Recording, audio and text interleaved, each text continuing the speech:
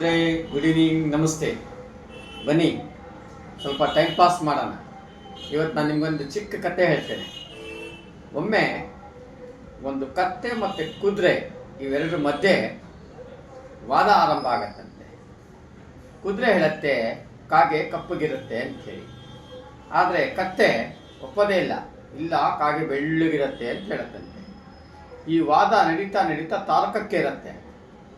ಏನೇ ಹೇಳಿದ್ರು ಕತ್ತೆ ಕಾಗೆ ಕಪ್ಪಗಿರುತ್ತೆ ಅಂತ ಒಪ್ಪಕ್ಕೇ ತಯಾರಿರಲ್ಲ.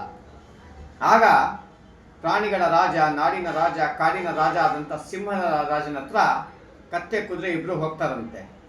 ಅವ್ರ ಸಮಸ್ಯೆನ ಹೇಳ್ತಾರಂತೆ. ಸಮಸ್ಯೆ ಎಲ್ಲ ಕೇಳಿದ ಮೇಲೆ ಸಿಂಹ ಕುದುರೆಗೆ 10 ಚಾಟಿ ಏಟು ಹೊಡೀರಿ ಅಂಥೇಳಿ ಆಜ್ಞೆ ಮಾಡ್ತಾನೆ.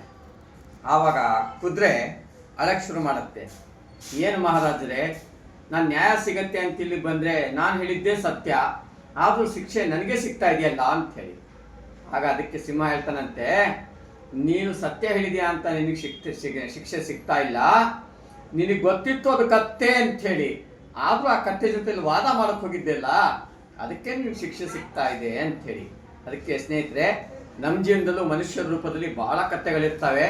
ದಯಮಾಡಿ ಯಾವುದು ನೀವು ಎಷ್ಟೇ ನಿಜವಾಗಿದ್ರೂ ಸತ್ಯವಂತರಾಗಿದ್ರೂ ಕೂಡ ಕತ್ತೆಗಳ ಜೊತೆ ವಾದ ಮಾಡೋಕ್ಕೆ ಹೋಗಬೇಡಿ. ನಮಸ್ಕಾರ.